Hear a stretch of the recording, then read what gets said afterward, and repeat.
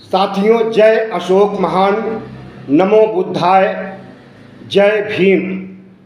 आज 5 अप्रैल है और चैत्र माह के अष्टमी के दिन हर साल अशोक जयंती मनाई जाती है। इस बार चैत्र माह की अष्टमी 5 अप्रैल को पड़ रही है, इसलिए पूरे देश ही नहीं पूरी दुनिया में आज सम्राट अशोक महान की जयंती मनाई जा रही है और दुनिया सम्राट अशोक के कार्यों को याद कर रही है। सम्राट अशोक एक अकेले शासक हैं जिन्हें प्राचीन भारत में महान सम्राट की संज्ञा दी गई। मध्यकाल में अकबर को यह उपाधि प्राप्त हुई और अकबर महान के नाम से उन्हें जाना गया।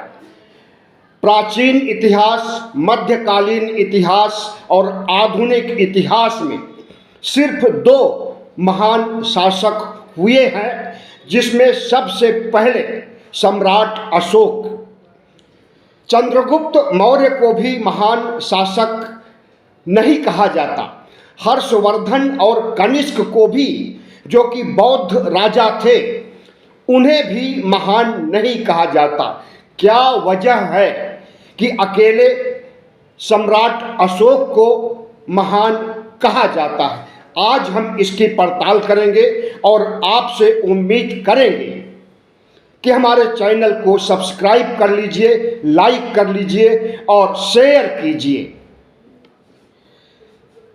साथियों, सम्राट अशोक महान ने जो कुछ भी किया है, आज उसे याद करने का दिन है। सम्राट अशोक महान की जयंती पर आप सबको बहुत बहुत शुभकामनाएं और बधाइयाँ। सम्राट अशोक एक ऐसे शासक हैं प्राचीन भारत के, जिन्होंने न केवल अखंड भारत को आगे बढ़ाया, अखंड भारत की स्थापना चंद्रगुप्त मौर्य ने किया था और चंद्रगुप्त मौर्य ने अखंड भारत को जितना आगे बढ़ाया था, कहीं उससे आगे सम्राट अशोक ने अखंड भारत को आगे बढ़ाया। अखंड भारत अफगानिस्तान से नेपाल तक, नेपाल से श्रीलंका तक, श्रीलंका से म्यांमार बर्मा तक विद्यमान था प्राचीन काल में। न तो उस समय श्रीलंका था, न उस समय म्यांमार था, न उस समय नेपाल था, बल्कि वह सब अखंड भारत का हिस्सा थे। तो अखंड भारत की स्थापना और उस अखंड भारत में 84,000 बौद्ध स्तूपों का निर्माण करके सम्राट अशोक ने जन जन तक तथागत बुद्ध का संदेश पहुंचाया। तथागत बुद्ध ने मिस्र और यूनान तक बौद्ध धर्म का प्रचार किया।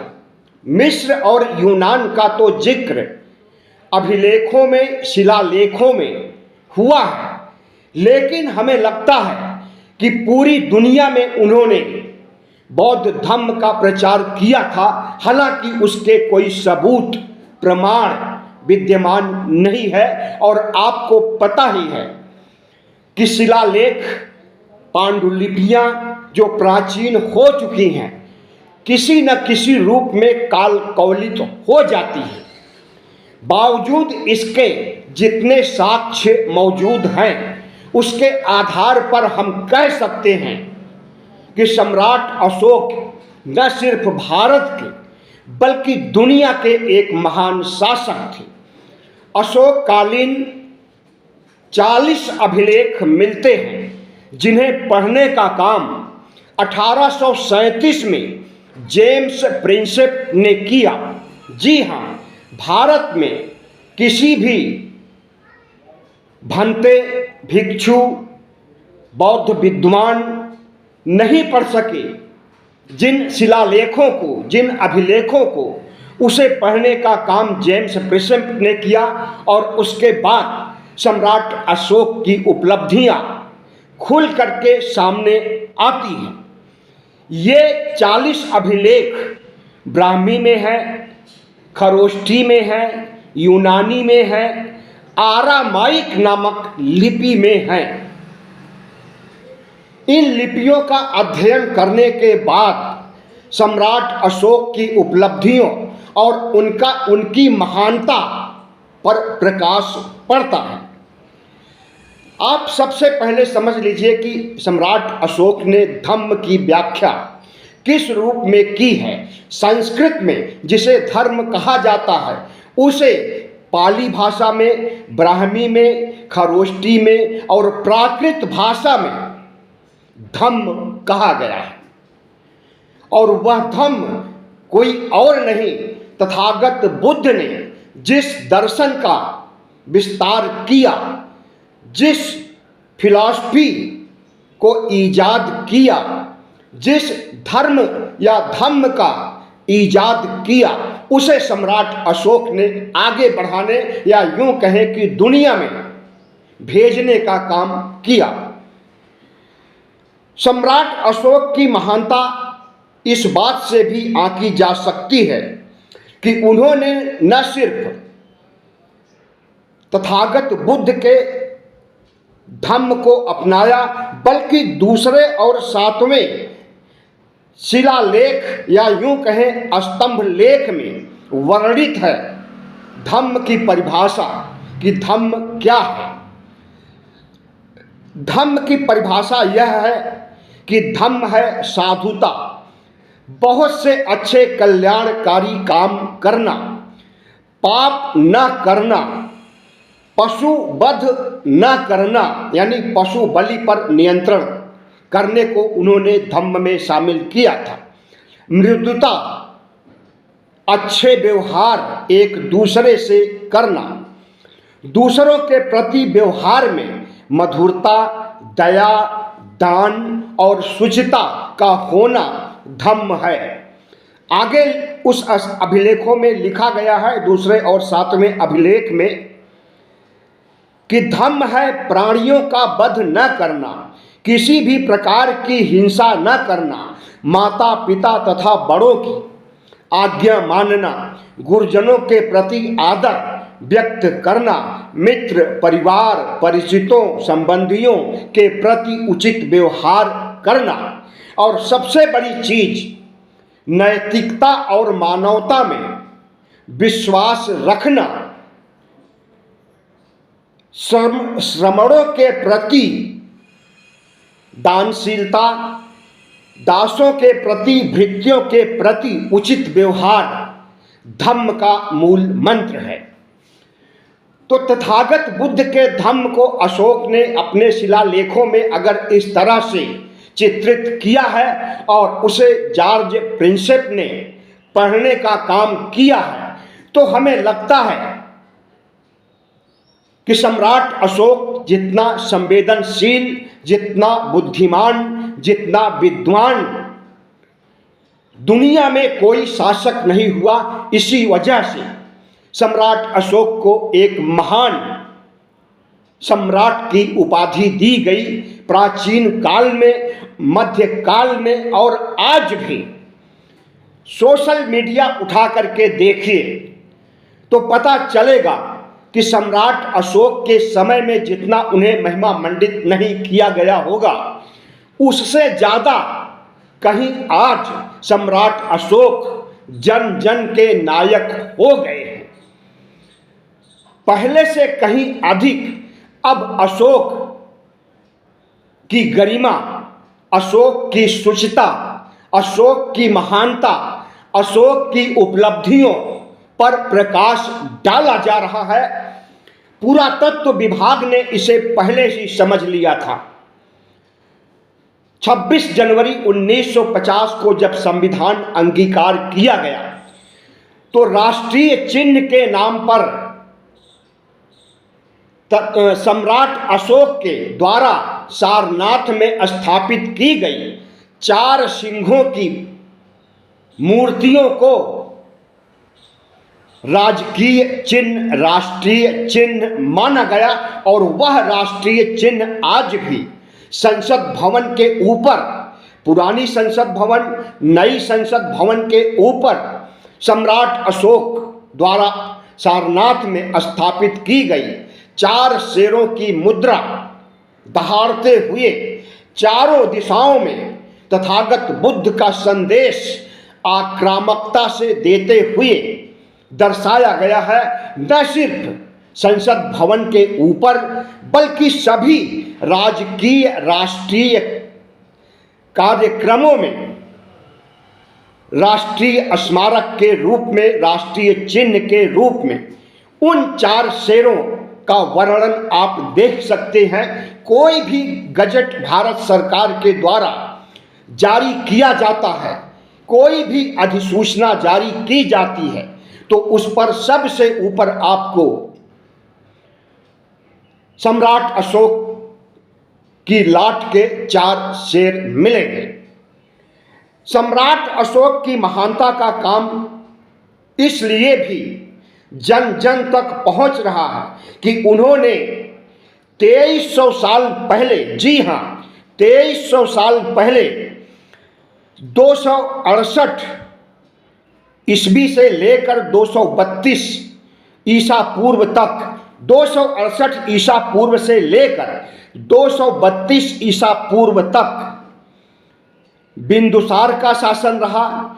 उसके बाद सम्राट अशोक का शासनकाल 304 ईसा पूर्व में इनका जन्म हुआ और उसके बाद 322 नहीं 274 ईसा पूर्व से 238 ईसा पूर्व तक इनका शासन रहा। कुल 72 साल तक सम्राट अशोक जीवित रहे और इस 72 साल की उम्र में उन्होंने एक महान सम्राट, एक महान विजेता के रूप में कीर्तिमान स्थापित किया। उनकी सबसे बड़ी लड़ाई कलिंग की लड़ाई मानी जाती है, जिसके बारे में प्रचारित किया जाता है कि 1 लाख से ज़्यादा कत्लेआम सम्राट अशोक की सेना ने किया था। यह हकीकत के परे है, यह हकीकत है, कुछ नहीं कहा जा सकता, क्योंकि इन मौतों के बारे में कोई भी शिलालेख, कोई भी साक्ष्य उपलब्ध नहीं है। सिर्फ ब्राह्मण धर्म के द्वारा रचित पुराणों में और तमाम ब्राह्मण साहित्य में लिखा गया है कि 1 लाख से ज़्यादा कत्लेआम हुआ। कत्लेआम तो हुआ था, कोई भी लड़ाई होती है, महासंग्राम होता है तो उसमें कत्लेआम तो होता ही है और उस कत्लेआम सम्राट को लोग युगों युगों तक याद करते हैं। लेकिन सम्राट अशोक एक ऐसे शासक हैं जो कि कत्लेआम को देख करके, खून की बहती नदियों को देखकर इतना विचलित हुए, इतना व्यथित हुए कि उनके अंदर हिंसा, करुणा और दया का भाव उत्पन्न हो गया। और हिंसा, करुणा, दया बुद्ध बौद्ध धर्म में यह शामिल है। और उसके बाद लड़ाइयों का सिलसिला सम्राट अशोक ने खत्म कर दिया और वह तथागत बुद्ध के धम्म को राष्ट्रीय धर्म बना करके पूरी दुनिया में प्रचार प्रसार शुरू किया। डॉक्टर स्मिथ और राधा कुमुद मुखर्जी लिखते हैं कि अशोक का धम्म सार्वकालिक था, यानी तथागत बुद्ध ने जिस धम्म को जन्म दिया उसे आगे बढ़ाने का काम सम्राट अशोक ने किया और वह धम्म सिर्फ उसी समय का नहीं बल्कि सभी कालों के लिए सार्वकालिक है, सार्वभौम है, हमेशा हमेशा के लिए है। कभी धम्म खत्म होने वाला, मिटने वाला नहीं है। राधा कुमुद मुखर्जी लिखते हैं कि तथागत बुद्ध का धम्म जिसे आगे बढ़ाने का काम सम्राट अशोक ने किया, इस धम्म की चर्चा बाद में सभी धर्मों में हुई, चाहे वह ईसाई धर्म हो, चाहे वह इस्लाम धर्म हो, चाहे वह हिंदू धर्म हो। सब ने अपनाया तथागत बुद्ध के अहिंसा के संदेश को, दया और करुणा को और बौद्ध धर्म की मूल मान्यताओं को किसी न किसी रूप में सभी धर्मों ने अंगीकार किया है। सम्राट अशोक की महानता को बताना सूरज को दिए दिखाने की तरह है।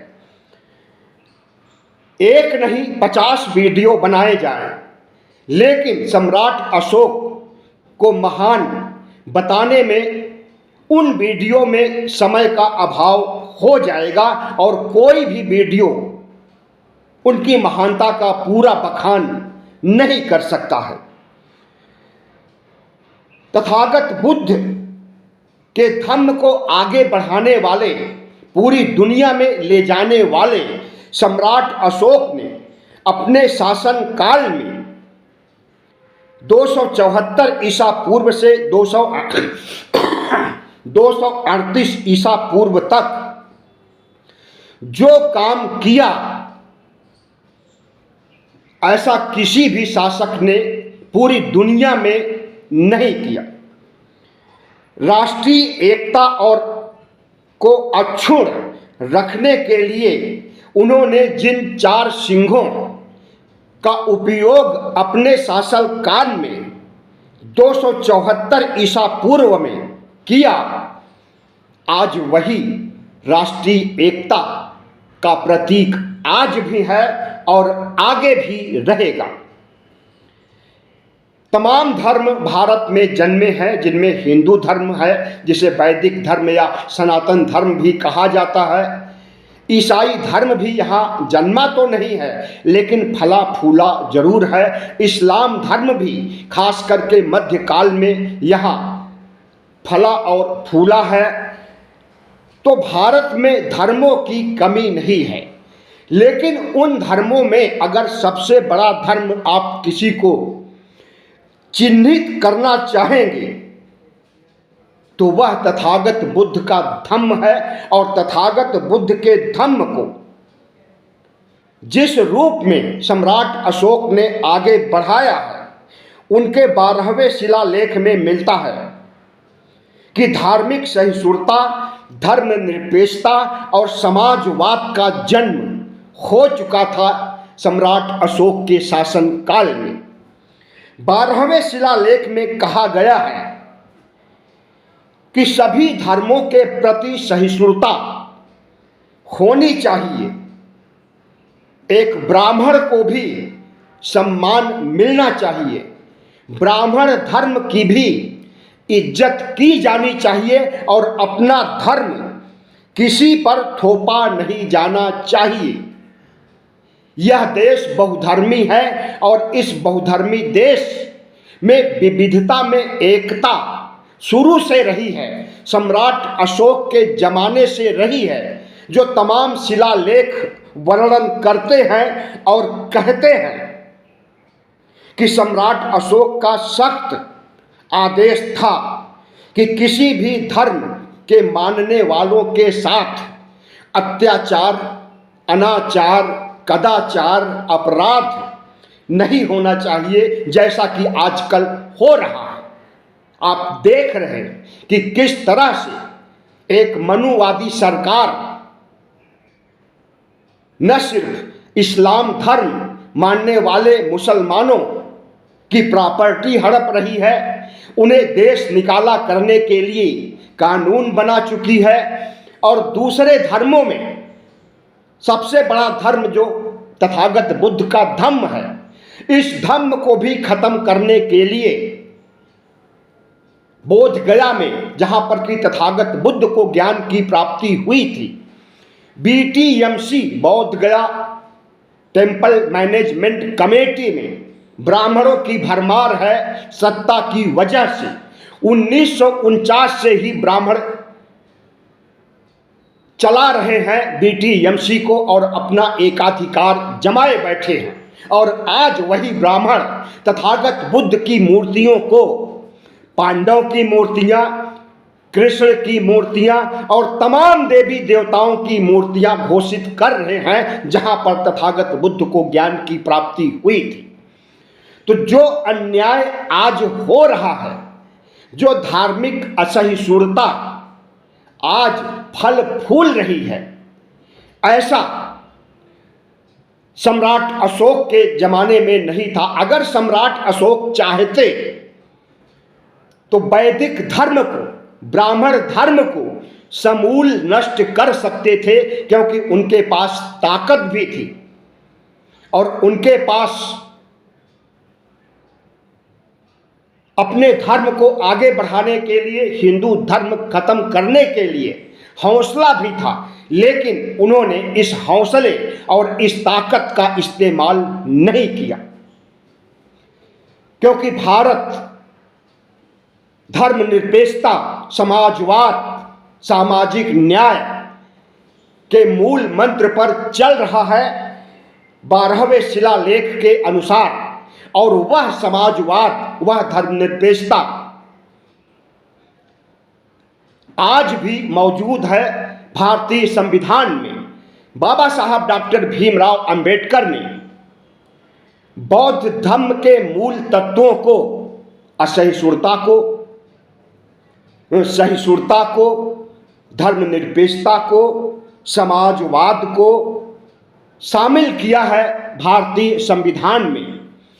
तो सम्राट अशोक से लेकर बाबा साहब डॉक्टर भीमराव अंबेडकर ने जिस तरह से देश को अक्षुण्ण रखने, सभी धर्मों की रक्षा करने, सभी धर्मों को फलने फूलने का अवसर देने का जो प्रयास किया था, उन्हीं का प्रयास है कि आज भारत बहुधर्मी है, तमाम संस्कृतियां हैं, तमाम धर्म हैं और सब में प्रेम है, भाईचारा है, आपसी सौहार्द है। लेकिन इस सौहार्द, प्रेम, भाईचारा को खत्म करके जिस तरह से नरेंद्र मोदी, मोहन भागवत, अमित शाह, तमाम शंकराचार्य, कट्टरपंथी हिंदू संगठन इस देश के भाईचारे को, धर्मनिरपेक्षता को तार तार करने का बीड़ा उठाए हैं और यह धर्म, हिंदू धर्म को आगे बढ़ाने का काम कर रहे हैं। हम समझते हैं यह देश के लिए बहुत ही, संविधान के लिए बहुत ही, लोकतंत्र के लिए बहुत ही खतरनाक है। मोहन भागवत को, मोदी शाह को, तमाम शंकराचार्य को, कट्टरपंथी संगठनों को चाहिए कि वह सम्राट अशोक को पढ़ें, सम्राट अशोक के बारे में जानें और उनसे शिक्षा हासिल करके इस देश को अगर चलाना चाहेंगे तो हम समझते हैं कि कोई भी समस्या हमारे सामने नहीं आ सकती है। और आज का भारत जो विकासशील भारत है, विकसित भारत बनने की दिशा में आगे बढ़ रहा है, उसे विकसित होने में ज़्यादा वक्त नहीं लगेगा। सम्राट अशोक का काल स्वर्ण युग के नाम से जाना जाता है।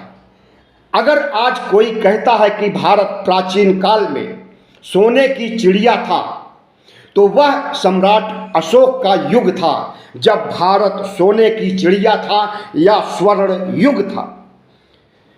सम्राट अशोक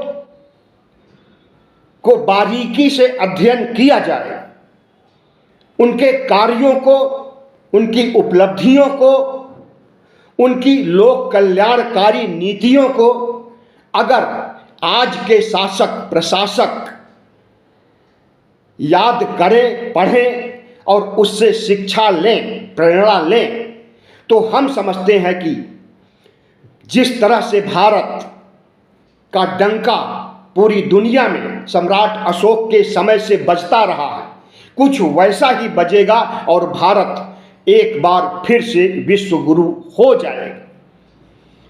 बहुत बहुत धन्यवाद। सम्राट अशोक की महानता पर मैंने प्रकाश डाला है। अगर वीडियो अच्छा लगा हो तो सब्सक्राइब कीजिए, लाइक कीजिए और शेयर जरूर कीजिए और इसे जन जन तक पहुंचाइए। धन्यवाद।